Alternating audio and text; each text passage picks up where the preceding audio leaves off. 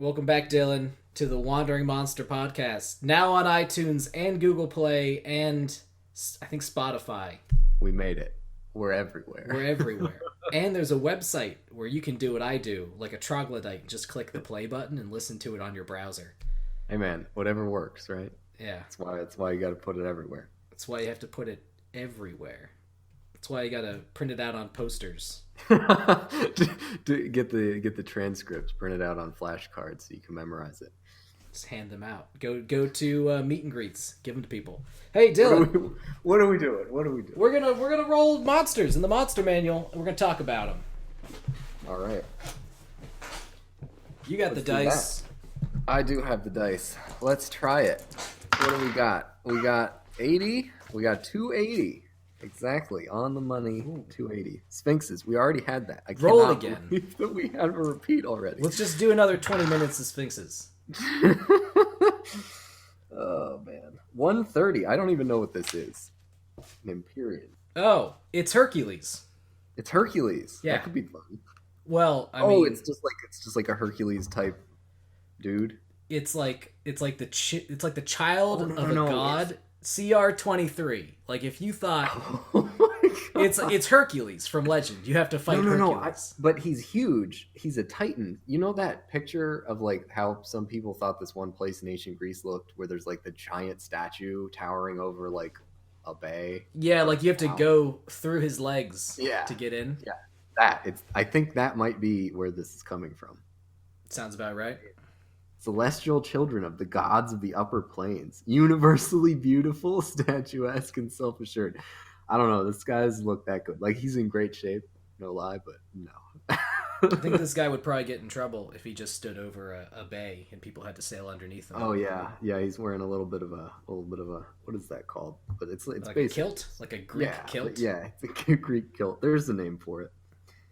So manifest emotions, so it can experience deity-like fits of serenity or rage. So he's got a little instability emotionally there. It can affect the environment around with its mood. Yeah. Oh, so it's like that lady from Men in Black. It was the alien that, when she cried, everybody cried, or like the rain. It started to rain. Yeah, I guess. I don't remember that one very well. Like, dead fish might wash ashore if he's sad. It's pretty metal. Also, they can become evil. Oh, no. According to the Monster Manual, 25% chance that they ventured to the lower planes and became corrupted. You'd think they'd stop doing that after a while. Just don't leave. You're not allowed. Gated community. So, I mean, I guess, like most of these are going to be fully in the upper planes. They're not going to just be hanging out. It says the evil ones go to the material plane to be tyrants. we only get to deal with the really bad ones, material plane. Yeah, that sounds about right. All the other ones are just hanging out in heaven, just laughing up birds. So they don't age. So they basically they're coming down to be a demigod, pharaoh ruler over some people because they can literally crush them, and everybody's like, yes, this is our god now. Yeah, these things are... I mean, if you thought like a storm giant was big and tough, this guy is a little bit bigger and a little bit tougher, I think. Yeah. I mean, these are 30 strength, 21 dex. Like, these are Pathfinder stats, right? Like, this is not something you see in 5th edition, ever. 22 AC and 300 hit points is gonna be very difficult to kill. Well, and then on top of that, it's resistant to magic. All of its attacks are magical. Legendary resistances, innate spellcasting, DC save 23 charisma, plus 15 to hit with spell attacks, greater restoration, pass without trace, water breathing, water walk, earthquake, firestorm, flame shift. Yeah, don't forget, he can leave. He can just peace out, just decimate an entire army, and just he's gone. So here's the other thing too, because he's immune to bludgeoning, piercing, and slashing from non-magical weapons. That doesn't mean much against a party because everything is magical, but that means that a regular conventional army they're just done. Yeah, they lose already. They haven't even fought him yet. He's done. Yeah. Bolt plus 15, 600 foot range. 7d6 damage of whatever he wants. To be fair, I feel like 7d6 or 24 on average is really not that bad for this, god amongst men. I think though the problem is the 600-foot range, because you're just getting pelted from such a distance that you can't really react at all. And he's doing this fair. every round, plus 15 to hit, and he could just cycle through until he finds something that has works better, and that's it. Or he just has a fun flavor he likes. He's like, I love ice damage. That's what I'm doing. I'm the ice guy. It's my thing. His maw's pretty dirty because it's probably gonna stun you. Oh yeah, yep. Actually, he doesn't seem to hit that hard on his regular actions, but I'm curious how his legendary actions scale up. Yeah. So that doesn't really make any sense. It looks to me like the best use of his thing to do is to maybe do a trembling strike to knock people down, and then do an attack, and like this guy basically gets 4 attacks a turn if he uses all of his legendary actions for that. Right. And bolster, I mean, okay, they're safer. Maybe if you give him some, like, does this guy need dangerous allies that you're fighting? Well, see, that's the thing. I think that's the situation you're going to find this guy in. This seems like, again, one of those types of creatures that's going to be leading something. Right? Like, I think this guy he took over, a stronghold or a castle or a city or something, and he has like a whole army at his beck and call because he's revered as a god. That makes sense. He does have that 27 charisma. Yeah. So like, he's pretty dangerous, but really it's more that he's gonna run a whole ton of people, or like an army or a bunch of creatures that are gonna cause a problem, because it sounds like you're really not gonna encounter these guys organically unless they are the kind of despotic titan in charge of everything. Yeah, you're not just gonna go to heaven to kill a guy. No. I mean, like, that would be an interesting subplot, and I feel like these would be really interesting to use in sort of that way, where if you have kind of a Greek mythology, or even that kind of time period setting, these make a lot of sense to just throw around, because there is always like, demigod children, like the Hercules example, right? Like that's the closest comparison. In a world where these would be, you'd see more of them that were kind of neutral or chaotic good, right? That would be the setting for it. Is there is literally, we know that there's a bunch of gods who live up on this mountain. Don't go mess with them. But sometimes their kids wander down, and we just don't know what to do with them. Sometimes they're all right, and sometimes you have to murder them for being despots. Yeah, but I think there's some super cool stuff to do with this as far as like lore of the world or like history, because if they can't die, right, unless they're killed, you could have these really, really ancient Empyreans, like Mass Effect progenitor race type thing, where they're so old that they like hide away in a mountain somewhere. But like, if the party finds out about them, they can go and ask them really deep questions, like a sphinx. Yeah, well, kind of like a sphinx. I think this is more interesting than a sphinx, because they're not going to tend to serve anyone else. They're going to be their own master, unless the gods are telling them what to do. But it's not. It kind of sounds like they're like the bratty kids, the deities. In most examples. I could see if you needed to get help from one of these guys, that they would have a big cool quest ready to roll out. Oh yeah. I think that's one thing I think would be cool with that, is like have them be almost like a weird quest giver, where like the party has to do what they say because you just can't mess with them. Yeah, and I could see it doesn't even need to be like one that makes sense. It's just, oh, well, I'm a Greek myth. I just want you to kill the Manticore because, hey, welcome to Greek town, and that's what we do. Or just literally recreate various Greek myths. Could be kind of a fun setting, honestly. Yeah. And go through. They're like, you have to retrieve the sun. And they're like, what? How are we going to do that? They're like, build a carriage, ride it through the sky. Obviously. What are you, we did back in the day. Yeah, like back in my day. I heard there were some really fast goats on the other side of the hill. Maybe they could help. I don't know. Yeah. Like, My dead ex-girlfriend is in the underworld. Go get her for me. Go find her. You guys are immortal, right? We're all immortal here. Yeah, Party you just like walk there. just go down. Talk to the magic dog. He'll let you in. It's cool. You might have to wrestle Well, yeah, I like these guys more than the Sphinx for sure. him. What you said regarding the leader thing actually now makes a lot of sense because I do feel like they're gated offensively. Yeah, But when they're not you going look to be at the it, main damage dealer. yeah, if you look at it in the like their stunning strike lets their allies just murder you. Their trembling strike knocks everyone right? prone. It's all about that, and they're just kind of a siege weapon in the back, hurling bolts to just support whatever's going on.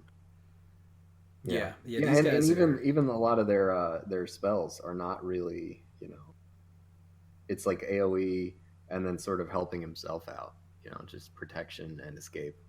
Which that happens with a lot, like the one demon that was kind of like flying overhead, barking orders. All the spells were like self protection or buffs or crowd control. with his tiny wings. His tiny wings. This guy doesn't need wings. He just flies 50 feet a turn. It doesn't say if they're always blue. This guy's not blue. This guy's like white. Oh, he's like a gray. He's like marble. It's just bad lighting. Yeah. That's kind of weird. I guess, yeah, you'd have different ones.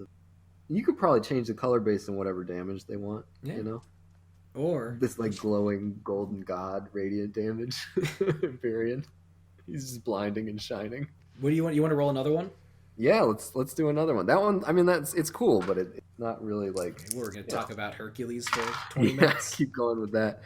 That is 79. Oh, 79. That's Dinosaur. Yes. Dinosaurs. Fun time. Dylan, how would you put a dinosaur in a D&D setting? I have before. I was there for that, I believe. Well, I like to use dinosaurs to kind of spice up whatever type of biome they would exist in anyway. So like you got your squirrels and your raccoons in a forest, but you're also like, hey, and there's also a stegosaurus. So you don't need any background for that. You just put a stegosaurus in there. They're so cool. That's kind of how I feel about it. It's like dinosaurs are so interesting, and because it's a fantasy world, like we're not going to have the type of extinction events necessarily that you would have had to wipe out the dinosaurs before. You can kind of do all of this co-evolution stuff if you really wanted to get into world building, or you could just throw everything together and just kind of use whatever suits the environment. If you go into like a really wild jungle, I think it'd be more interesting to throw in dinosaurs than typical like giant insects or whatever. I think the way that I would use dinosaurs is I would basically make Dinosaur Island. Yeah. And if you go to Dinosaur Island, everything's a dinosaur. Like a weird like Jurassic Park run by wizards or something. Oh, I like that. I was just thinking of, this is the island where there's dinosaurs. Don't go there unless you're ready for dinosaurs. Yeah, but I like the Jurassic Park angle. That could be fun, right? Just or you could do it like a druid angle too. Because, Mm. Dinosaurs are sort of a very primeval type of animal. Well, I was thinking if it's going to be straight up Jurassic Park, it should probably be wizards, just because that's the type of behavior a wizard would do. Is they're like, we found these old ancient creatures and we brought them back to life. Check that out. I think everything. They're killing everyone. Don't come here. It's awful. Please go home. But if it was druids, I feel like it would be more like they isolated the dinosaurs in this area to protect other people and to protect the dinosaurs. Just keep them separate because they're too, wild and dangerous. I could see that. That's the druid way is kind of more boring. I do like the wizards. Something goes wrong. We're wacky and zany wizards. That would be so good if you weren't doing a serious campaign and you were just gonna do like this month. We're doing a 4-session Jurassic Park mini campaign. It's a great self-contained setting too, right? Because you could almost fully recreate Jurassic Park where like they go because it's interesting and it's like a spectacle. It gets like locked down somehow and they can't leave, or like their boat sinks or something, they can't get away, and then they have to figure out like how to like calm all the dinosaurs or resolve it or just escape somehow. Just figure out a way. I think that could be cool. That would be excellent. Let's talk about the Tyrannosaurus Rex, who's clearly the coolest of the dinosaurs. See, I don't know. There's a pterodon, 15 to 20-foot wingspan, diving in for small marine prey. I'm not It's not sure. very dangerous, but it's still cool. Do they not have? They don't have a they have a Triceratops. They don't have a Stegosaurus. Yeah, That is a huge disappointment for me. they have to have. They should have the Stegosaurus. Yeah, They have the Allosaurus. They do have that one. Plesiosaurus is not like really It's not like top 5 list of dinosaurs. Hold on. I thought the Allosaurus was the one with the really long neck. No. Allosaurs are like tiny T Rexes. Ah, that's less interesting. Yeah, they're in the picture. They even have a Stegosaurus in this picture that they covered up with the stat block for the Allosaurus. Probably because they realized at the last minute, oh wait, there's no Stegosaur. Man. That's kind of embarrassing. Yeah, but we'll go T Rex. It's definitely the best of the ones that we have. Best challenge rating, totally cool arms, great tail. I wish it had a claw attack just for the meme of it, just the joke. This I just want to point out the Tyrannosaurus Rex hits harder than the Empyrean. Wow, yeah, 4d12 plus 7. Yep. Lower chance to hit, but it does have, still reach on it. Medium or smaller is grappled. That's very strong. Yeah, and then it's just waving you around. Oh, man. Yeah, and it can make 2 attacks. Multi-attack. Not a lot to this beast, but well, I mean, it's the apex predator. It's more charismatic than I would expect. 9 charisma. I guess that's the roar. That's for really like has. Intimidation. Yeah, just roars. As opposed to the pathetic 5 of all the other dinosaurs. He is the king. Terrible. Yeah. I think, I don't know. I think Allosaurs, they do actually have, well, they're all pretty dumb. to intelligence. I would think that like a pack hunter could kind of be seen as being a little bit more intelligent. I guess, some of that can be accounted for. Their wisdom across the board is pretty decent, except for the pterodon. I don't know why they're so... He's stupid. Have you ever seen what a pterodon looks like? Yeah, I guess they're a little goofy. Yeah. I would probably give the Allosaurus pack tactics. Yeah, I think just because, like, knowing what I know about it, a lot of dinosaurs around that size are going to at least hunt in small groups, right? And then so they'll have the one that's kind of herding it towards the other ones, close it, kill it. That would be cool. That would help this a little bit. I mean, you could obviously add that in, but right now it's just kind of a nerfed Tyrannosaurus. It does have a claw attack, at least. They pretty much treated the dinosaurs as random beasts in the back of the book. Yeah, yeah. I'm okay with that. They give you 6 stat blocks, so... That's how I would use them most of the time, is just throw them in for a little spice in an area. Like if there's a river or a lake or something, put a plesiosaurus in there. I don't care. He can hold his breath for an hour, Dylan. Yeah, just make it the Loch Ness Monster. Ooh. That's basically what people have always assumed the Loch Ness Monster is, like some ancient water snake dinosaur thing. You could do a low level Loch Ness Monster mini campaign. Start off the party with something real juicy. Show up at a lake. That could be fun. I think the nice thing, they kind of have their own intrigue because people just like them. They're just fun. They're just cool. So like anytime you throw in a dinosaur, it's fun. It's a fun, different adventure. Whereas like I think a lot of the really more obscure creatures that people don't have that instant connection to, especially new players, you have to build up the mystique around them a little bit more, describe them in a little more detail. If you tell the party they open up into a clearing, there's a T-Rex there that's roaring at them, they'll know how to feel about that and how to react, right? Every time. That's a great opportunity to get out your non D&D mini Tyrannosaurus Rex. Whenever. Absolutely. Oh, just the old old stuff, yeah. Lead paint ones handed down. Like a rubber one from when you were a kid. Yeah. It's got bite marks. Are you ready for next section? Yeah. Who goes first? I think it's me because you came up with the topic. Right, that's correct. Okay. We're switching off. So this was the like servant or a minion of another monster. And so like I know there's a lot of monsters that are like always in command of other creatures and kind of like you would almost expect them to have minions. Uh-huh. So I tried to go way away from that and I was thinking about like different what are like some typical like fantasy creatures that operate always independently. And so one of the first ones I got was like a unicorn. There's always like the last one of them, and it's like being hunted. And then I Okay. was kind of like, what would you give them for a companion? And I was like some kind of pixie fairy thing. Like it would be kind of a Feywilds type setup, and that didn't really make sense. And I didn't like unicorn is really just this like noble present. So it's typically not. It doesn't make a lot of sense to add anything else into that. Then I was thinking like a dragon, but sometimes usually there's like a dragon cult, and so Or just a like bunch of kobolds. yeah, just they have minions often. They're usually like alone as far as like they're in their like lair in their horde. They don't interact with the cult or the kobolds, but they're outside protecting the area. Uh, so the thing I came up with was kind of like a bridge troll, Hmm. right? So like they're always depicted as being like alone under a bridge or guarding a bridge. You can't cross it. And I was thinking about like what if there's like a really pretty savvy bridge troll is pretty good at what he's doing, but people aren't using his bridge anymore.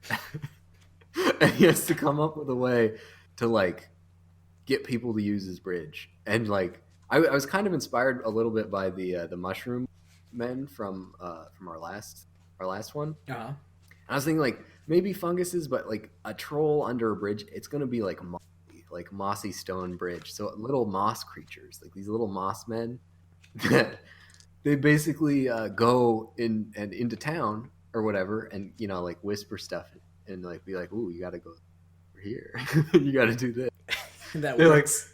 yeah, like they're just manipulating people, like spreading rumors about how great this bridge is, or like how everybody should head over this way to try and like drum up business for the bridge troll. They And have they like the could, weakest suggestion ever. yeah, like they have a little bit of magic, just this little sprinkle of magic, and they just kind of trick random people into wandering across this bridge and getting like extorted for money or like eaten. As trolls are wont to do. Yeah, and the other thing is too is it's kind of there's some really huge creatures that will have like smaller creatures on them sometimes. Mm-hmm. So like there will be like this like ice monstrosity that's like lives in the mountains, but it has like little like kobold type creatures on it or whatever, and so like they'll join in the fight, or he'll like throw one on. Is an ability I've seen for some of these types of things. So I was thinking like on a much smaller scale, these little moss creatures could be kind of how sloths have like mossy backs because they don't move much. Yes. It's like the back of this troll might have little mossy creatures in it, and like if he get in combat with them, he's got like swarm of little dudes that'll come over and mess with you and maybe like do like a very like suggestion or different types of weird bard magic. I think it could be interesting. I think it could really give a spin to the bridge troll, and I wanted to try and get away, kind of expected. Yeah, Minion what I form. thought you were going to go with that is that they would go to other bridges and break them. Oh well, I mean, yeah, they could do that too. Like it's kind of like the mafioso approach to bridge troll.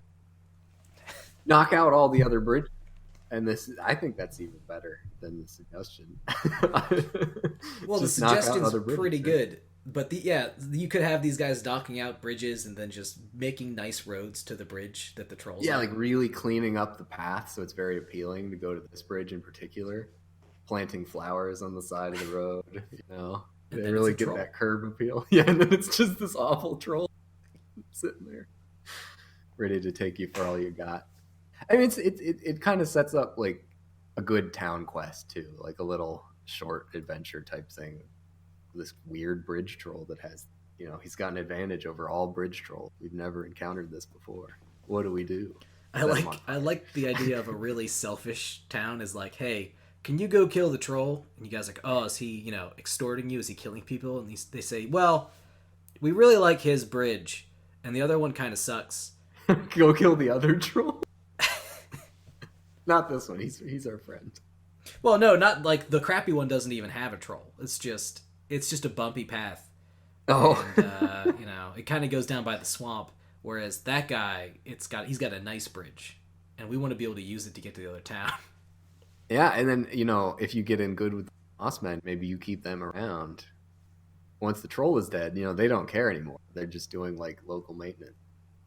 they're like they adopt a highway, the bridge troll They highway. put up a little sign. Little sign, little Mossman. This mile of the highway is adopted by Mossmen.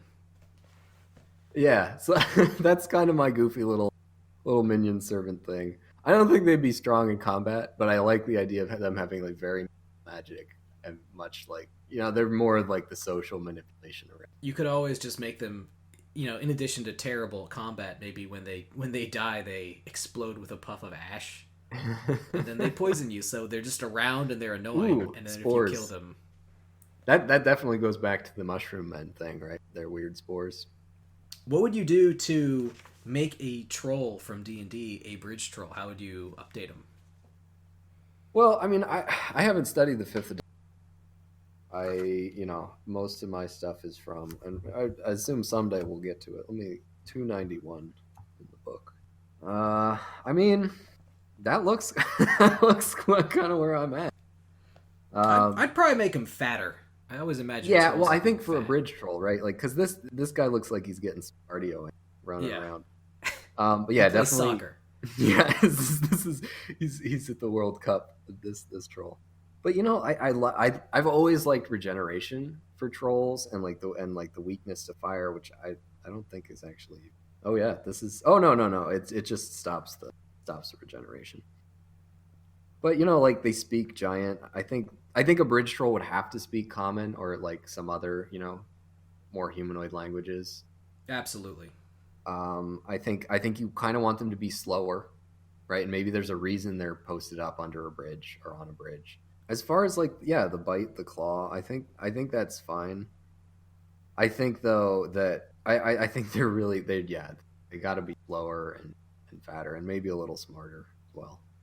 Maybe Swap give him a swap little more out. charisma and wisdom. Yeah, swap out some of the strength and constitution for a little more wisdom and charisma. And the same thing is with if you're supporting them with a minion, it makes sense for them to be less of that combat threat. Yeah. Shift them over more into yes, they're threatening, but there's also all these moss minions scratching you up and poisoning you. Have I ever told you about the one bridge troll idea I had for either a quest or like a really small campaign? No. Where there's like a bridge that's close to but like high above town in the mountains, and there's a bridge troll up there, and at some point he had something go wrong and he has two heads. Well, that's in here, right? The troll freaks thing. It's actually like a whole table you can kind of roll to see what happens with your troll. Oh, nice. But troll. what I'm getting at is the heads argue, and every now and then Yeah. one of the heads will cut off the other head, and it just tumbles down the mountain, and it turns into a troll at the bottom. So there's always just trolls show up in town. Maybe they're like derpy trolls that they're just a torso and a head. This Because one's they a just torso. keep regenerating and rolling down the hill. Yeah, they're just like, and as you go further up the hill, you're finding these stupider and stupider trolls until you finally get to the top, and there's like a troll with just a neck and a head on the other one, and maybe the neck is turning into a head right now. Yeah, no, I mean, it's what is this? Yeah, they're saying that if it doesn't reattach parts, they die. But I think it's way more interesting because it also says if it eats a fey creature, it can gain those types of traits. So if it eats some type of fey creature that can regenerate fully at like a much more serious way than even the trolls usually do, you could really give it that. I think it makes total sense. Well, there's another way for you to justify this within even the 5th edition rules, is you just have to find a mossy fey creature, and boom. Like maybe this guy ate a red cap, so now he has mushroom buddies. Oh yeah, it just like he becomes part of their community. The Pied Piper of the little mushroom leading them over the bridge. But yeah, I like that. I kind of like the idea of you cut the arm off a bridge troll and it's just a new troll. I do like it that if you cut a troll in two, you get two trolls rather than one troll and a bunch of bits. Yeah, well, it seems like it can. They keep attacking, but like barely, and eventually they die if it doesn't get reattached. It's way more exciting to have them this budding, splitting, crazy thing. Yeah. You just have to burn them up or dunk them in acid. Have to. Things get really bad. Yeah. You put one of these through a blender, and you better get out the flamethrower. Yeah. Well, what was yours? What was your master servant combo? I had two different ideas. The one of which was just like a variance on kobolds. Yeah, kobolds are fun. Yeah, but I can go into that in like a minute. And basically, the idea there was you have different colors of kobolds, sort of like you have different colors of dragons. Or like the slods. Well, yeah, you'd have like red kobolds and blue kobolds and green kobolds and stuff. Okay. And they would align with their chromatic counterpart. And the difference is that the kobold will attempt to it'll attempt to create an area that is susceptible to its favored type of dragon. Oh, so they're trying to like court the dragons to. Yeah, they're trying to build a big bower nest. Yeah. So maybe like a white dragon is bestial and it likes to hunt. So a bunch of white kobolds would destroy roads and try and drive out settlers, and just make it wilderness with a bunch of animals. Or is there racial tension among them? They're really just too focused on dragons. They're just too all in on the dragons. Yeah. Oh, I could see different types fighting if they're like, no, this is going to be blue dragon area. You get out. But I mean, that's more complicated than I would have taken it. That could be interesting for like a kind of that'd be the reason that like a party might encounter these guys is that there's a contested area and there's like refugees from it and there's like blue kobolds fighting all these green kobolds. We don't know why. It's weird. Go check it out. That is weird. I feel like I'd just let him do it. Just let him duke it out. Yeah. They're evil kobolds. Right, yeah, you probably don't want to deal with it, especially if there's the potential that one of them is friends with the dragon. Yeah. But green ones, because green dragons are like all about trying to get good people to do evil things and stuff. Probably what they would do is they would like murder an elf, and then they'd throw a dwarf axe down, and then they go kill a dwarf and throw down an elvish knife. Framing everybody, doing a little bit of like a Romeo and Juliet setup. Yeah, they're just trying to make tensions high, stuff like that. I guess black kobolds, because black dragons are about cruelty and suffering, they just try and make it like the Shadowfell. It's just awful. Yeah, just everyone's ruined. Full of despair. Yeah. I think the red ones would be the most interesting, because I think red dragons like to have huge treasure hoards and to destroy stuff. So they're like the prototypical like D&D dragon on the cover of the original book. Like, oh yeah. But the red kobolds would be like mini cops in the area. They'd keep the peace, and they extort people for money. And no extortion. They let people grow wealthy, and they let them grow fat and unprotected. Like, we don't need cops. We got the kobolds. And then a red dragon swoops in, and the kobolds just go nuts on you because they're like, yeah, awesome. That's like way more insidious because they're like really helping society. Just to deliver all this wealth to Red Dragon. Yeah, they're just like, good job, everybody, we did it. Kill all the humans, get all the gold. That's fantastic. And yeah, and like it's like a dragon time because they're like, hey man, we promised you all this stuff. They're ready. It's ready for the harvesting. We'll help you out. And just like swoops over, breath weapon everybody. All these like, it's like WALL-E where nobody can get out of their chair. And it's like, oh no. What's happening? We just got dragoned. Yeah. That does sound fun. I thought the red dragon was the best one. The other ones, I don't even know what a blue dragon does. They're like, they have lightning powers, and they sort of like hierarchies. You just have to like establish weird political philosophy with that. Yeah, I don't really know where I'd go with that for blue, but whatever. No one cares about blue dragons. It's a complicated setup to get all dealt with, but you really only need one. Yeah. For a pretty good storyline from it. So that's cool. What was the other idea you had? So this is the one that's closer to yours. And I was looking through the book, and I wanted to see what are solitary monsters that could use a minion just like you did. Yeah. And I noticed that Cyclops and Medusas both are solitary by nature. Medusas would have been a good one. Yeah. That's what No, I went definitely. with. Yeah. I figured that Medusas could totally have servants, and I leaned into the snake theme. I figured if a snake falls off a Medusa's head, it gets bigger, and then it grows little arms and legs, and it turns into a little snake man that runs around. I guess it's more like a lizard or salamander man at that point. It's like Yanti kind of thing, right? Yeah, but as opposed to the Yuan-Ti abomination, which is a snake with arms, Yeah. I'm definitely thinking of like little legs so it can scurry around. Yeah. I mean, even like you just have a bunch of snakes around makes sense, right? Like, Yeah, I'm surprised that I guess I'd never thought of that, but I kind of always assumed that Medusa layers would have snakes in them. that is fair. I didn't know if I would assume they would be like servant snakes. No, but just like kind of wild snakes to keep them around They just for hang out. flavor. Yeah, it's like it's like interior decorating for an evil Yeah, creature's lair. but But yeah, no, I think yeah, like especially the like if they fall out or get ripped out, you know, from her mane. yeah, they would have to be pretty darn weak as well. Like probably goblin level strength. Like Medusas are scary. yeah, 10 hit points. And I would want them to basically be swarmy. Like they Yeah. just come running out of the statues and they surround you so that the Medusa has more time to do her thing. Did you think at all about leaning into the stone motif? Because I know like Medusa lairs typically have like obviously a ton of statues of their victims. But what if it's like some of those get like reanimated in a way, or like I did I don't know. I did consider that before. I thought we already did statues, Yeah, we kind of we did. We so did I'm gonna that. do snakes.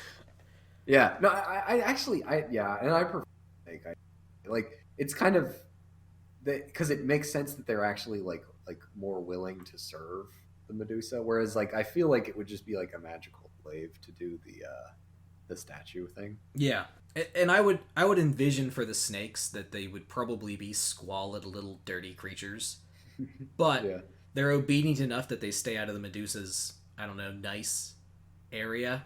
So she so could command them to do stuff and they would do it, but otherwise they're like in the animal pen off to the side.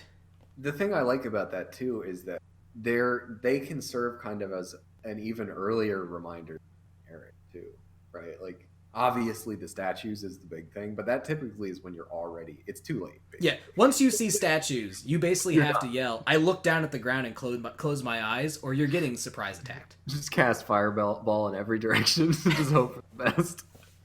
But yeah, no, I think like it gives you that chance at world building when somebody's moving through a cave to be like, there's weird. You hear like weird little scurrying, or you hear like maybe they have this weird snake language. So you get that like trickle of setup, and then you open into a cave and you start to see the statues, and you're like, oh, dang it. Maybe one of the snakes is wearing like, I don't know, like wearing a hollowed out statue's head as like a little helmet. Well, I kind of think like, where are they going to live? Like they could just like carve into and like, live in these statues, like slither through Oh, them, that's metal. right? Like it's to the point where some of these people couldn't even be saved because they've been infested. Yeah, that's pretty terrifying. I like that a lot. So for these creatures, are they going to go out and do things for the Medusa, or are they just sort of like her horde? I would think they would go out and do stuff. They would be like goblins, sort of. They wouldn't Yeah. be quite as bright or as ambitious, but if there was like a Medusa in a cave, you might wind up having people that are crossing a nearby road getting attacked by these things because they just Yeah. run out. They're looking for food. They're looking for stuff to do. They're bored. Yeah, I like that part of it, like the goblin just kind of causing a mess because they're bored. They Yeah. don't have a lot going on, so they're like, let's leave the cave. Let's kick some children in the shins down the road. yeah. Let's That's let's it. go You got bite it. some people. Yeah, fight them. And then if the Medusa says like, "Hey guys, someone stole my whatever. I need you to go kill a party member," they'll do it. Yeah, 'Cause, definitely. they're Like loyal. it's like a great they got the MacGuffin from Medusa without having to fight her, and then like as they're camping the night after, they get accosted by like a little horde of snake creatures that try to steal it back. You could, and I don't know if I would just have it where like maybe like hair grows, these snakes sometimes fall off the Medusa, or if there's a ritual she has to do where she like slices them off That could be interesting. and Yeah, does like something. because then it gives the Medusa, they have more personality about it. Like they could do this, but they chose not to, or like they decided to do this. Like this was a part of their plan for how they want it to be. Do you ever give Medusas like? Would you give a Medusa more goals than just I'm gonna hang out in my cave and kill people who walk in? I generally don't like completely unmotivated creatures unless they're like, just kind of a random encounter type thing, like the dinosaurs, right? Where it's like it's a dinosaur, it Yeah, wants to eat. But I like for something like a Medusa, it's unless you're just running like a strict this is a dungeon crawl, we're throwing in, kind of whatever. They're great for that, but I always kind of prefer there to be a little bit more going on, and I think this is a cool idea to do that, to like almost humanize a Medusa in a weird way, where it's like these are her weird little snake children, and she likes them, but like not a ton, like not like she's mad when they die, but like they're just kind of interesting and they're fun. like flying monkeys. They're like the flying monkeys or like an ant colony type thing, where it's just interesting to watch it happen. Yeah, It's it kind of makes them more like a hag, I think, which is I think hags are interesting, but the book makes them too evil. Yeah, they're kind of. I find hags kind of boring in that way. Whereas a Medusa is lawful evil, so even though they're probably very selfish, you could probably possibly work with one if your goals aligned, and you wouldn't expect to get screwed over 100%. Or frozen Yeah, at the last possible second. But I like the idea of the ritual generation for them because it gives that extra mystique to them, and like it kind of almost shows that like the Medusa is even more crafty and interesting, that they're going through all this trouble to just create these weird creatures. as opposed to just some snake lady in a cave. What do they do all day there, right? Like it's just stare, eyes wide open, waiting for anybody to look at them funny. They Gotcha. sit really still and hope they don't get bit by a snake. Yeah. Uh, no, I much prefer them to have a little extra flavor going on. They Cool. they gave the Medusa snake hair bite attacks. Yeah, see, like that's fun. I like that. It's just a little flavor mixes it up. What do you think we should talk about next week, Dylan? Well, it is my decision. I I'm kind of hesitant to go with my gut on this one, which I would say aquatic creatures, Let's because I do it. think they get there's a ton in a lot of books and they don't get used very much because they're hard to fit in. I think unless usually it's got to be like big long boat trip, wandering down a crazy jungle river, or like we had to go in a lake for some reason. Somebody put something bad in a lake. We had to go do it. So I think aquatic creatures. I think it'll be hard to really come up with something because most things I think it's just like it's a fish. That it's is that is fair. Although I'm sure we could make it work. I mean, we just yeah, did bridges. right. bridge trolls and snake goblin Medusa creatures. So that's the plan. Aquatic it is. All right, I'll see you next week. Thanks for recording. Cool. Awesome.